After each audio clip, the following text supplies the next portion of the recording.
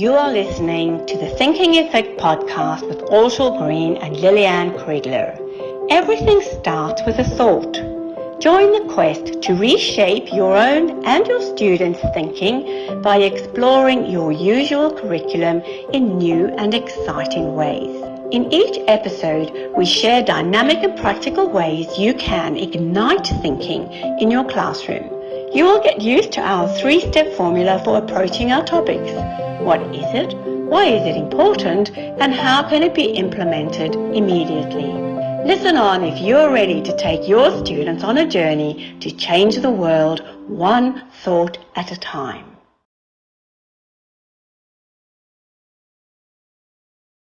Hello, Lillian. How are you? I'm really well, thank you, Ortal. It's great to be back on the Thinking Effect podcast with you today. Yeah, it's wonderful, and we have an important topic at hand. But first, let's discuss what does it actually mean for students to own their environment. And we can probably split it into two, where the first one is from the student perspective, because it means that the students have more of an open environment and have more of a voice and agency, and they can come up with their own question and explore their own question about a topic or a subject at hand. Yeah, that's quite correct. So if you have an environment which is supporting children's agency, it will look different than another kind of classroom where the teacher has total control. Yeah, you're right. And that's a very good point you raised, Lillian, about the teacher's role within the classroom. If we want to allow students to have more say and own their learning, from the teacher perspective, it means shifting the balance in the classroom. So shifting the role from teaching and having complete instruction and explicit instruction for everything to be more of a facilitator of learning, which can be a big step for some teachers, don't you think? Absolutely. Not all teachers like or feel comfortable in that situation. So, I mean, it is interesting because as students walk into a classroom, they can read immediately the kind of environment that the teacher is projecting. They understand whether it's a classroom where there's a sense of authority, where the teacher has to be in control, or, even where there's one where the teacher has a sense of responsibility, but that responsibility can be shared more or less equally, depending on what she wants to achieve, or he wants to achieve. And in Reggio Emilia, I've spoken before about these schools in northern Italy. Carla Rinaldi, who's one of their chief spokesmen, she says that space, physical space and environment is a language. And that language of space is very strong. And it's a kind of a conditioning force. And even though it's not explicit, the children perceive it. They understand straight away, and they can interpret it from a very, very early age. So, they almost see the environment as a teacher in Reggio Emilia. Absolutely. Our environment actually has so much impact on us, and in many different ways. If we think about it, it's the people around us, the energy within the room, the colors, the furniture, the smell, everything about the environment influence how we behave, how we learn, etc. So it's very important to pay attention to all the different aspects of our environment in order to set the optimal condition for learning. Yes, that's right. It's a complex thing, the environment. And I mean, it's been proven that if children have a rich, stimulating environment where they're active, that they have much more success in life. So there's a book recently published called The Origins of You by 4 authors, Caspi, Moffat, Poulton, and Belsky. And they followed the Dunedin study, which is all the babies born in Dunedin in New Zealand in 1972 to 1973. And it's been proven that the children who enjoyed environments, both in the classroom and at home, that had this ability to engage with and a rich supportive environment were the ones who were more successful scholastically, emotionally, and socially. So it's a huge deal. For sure. And there are also many researchers about what happens when we give students more voice and agency, when students own their learning. And apart from being allowed or enable them to achieve greater outcomes academically, this research actually shows that they feel more belonging to the school, the sense of belonging increases, and therefore the well-being of the students actually is much better. So as you mentioned, definitely there's a lot to say about the environment, and how we set the environment impacts so many different factors within the student life. And so we need to always remember that, yes, it increased academic outcomes, but also improve their well-being and belonging, which is another thing we want to achieve at school. That's quite right. So the emotional attachment and sense of belonging is really important. But not all teachers, this isn't something that you do in one step, going from, if you are a teacher who likes to have control, and Joy, I understand that, believe me. But if you're wanting to change that dynamic, and many teachers have already done this, some educators even team teach across 2 or 3 classrooms, and there's a lot of movement. But if you're just at the beginning of trying to have a more equitable environment and sharing that responsibility for learning with students, you might have to implement this group work in a more controlled way. So still, dividing the room up, but doing it in a way that that the outcomes will be positive, and that the children have a lot of direction in their first experiences of working collaboratively with one another.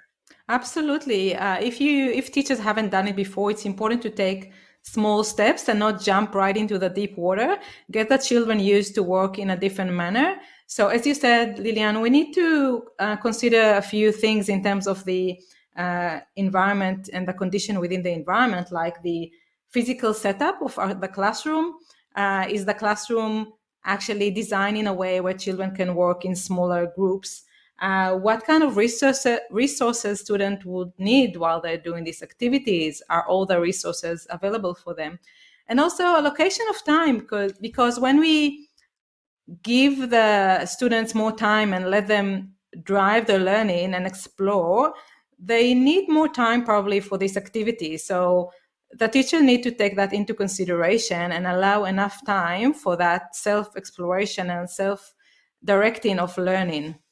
Exactly, yeah. Time, space, and stuff. They need all of that to be able to work and learn to, work collaboratively.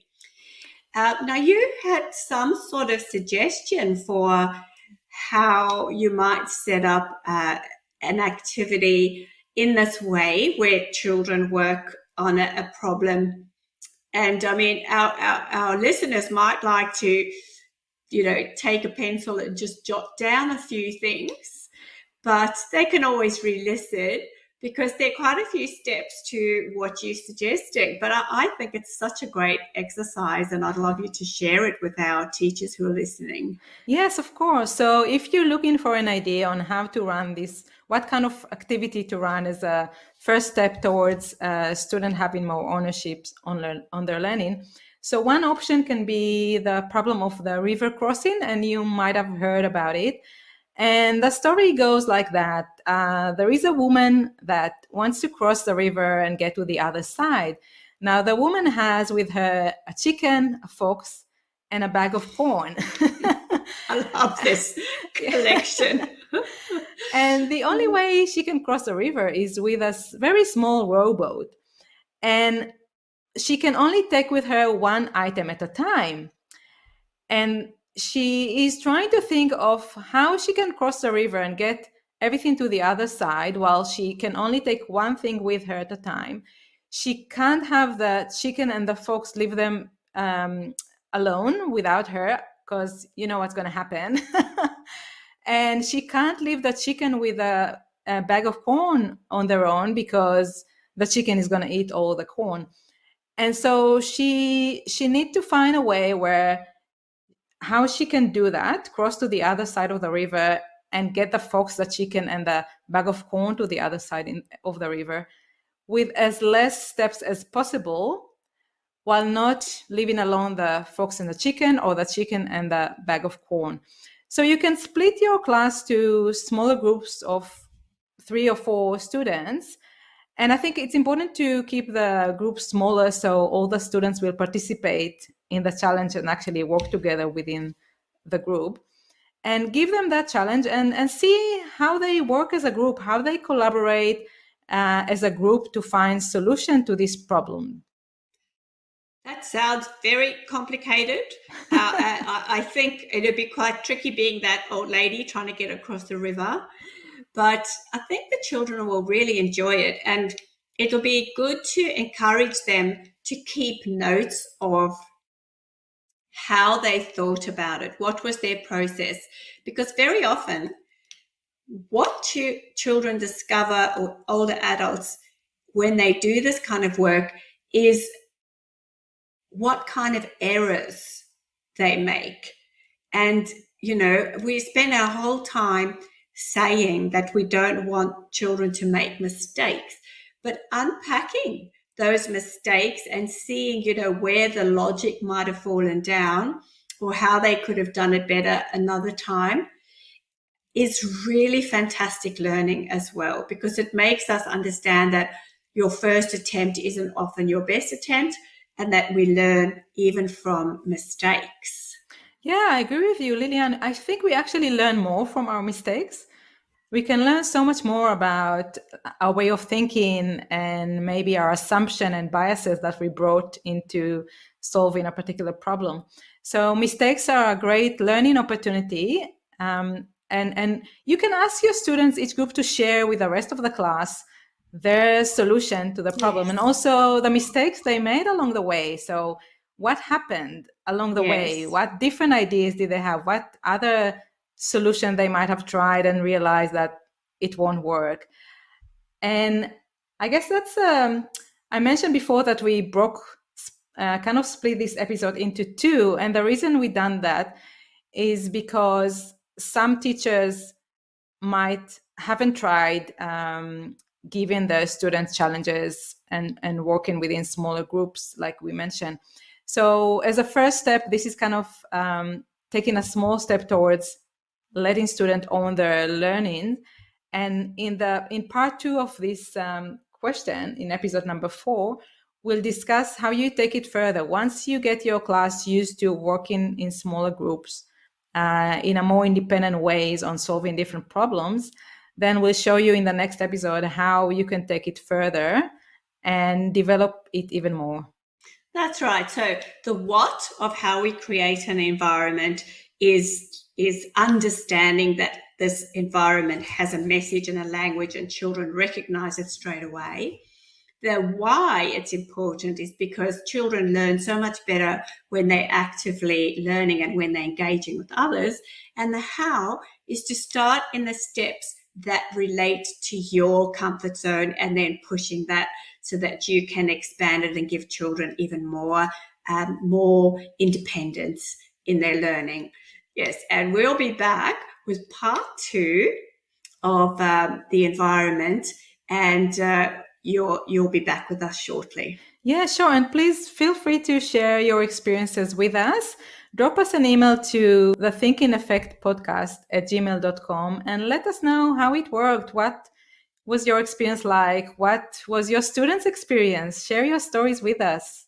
Yeah, we love hearing from teachers. We think teachers are a fantastic positive force for the planet, and we can't wait to hear from you. For sure. All right. So we'll see you in the next episode.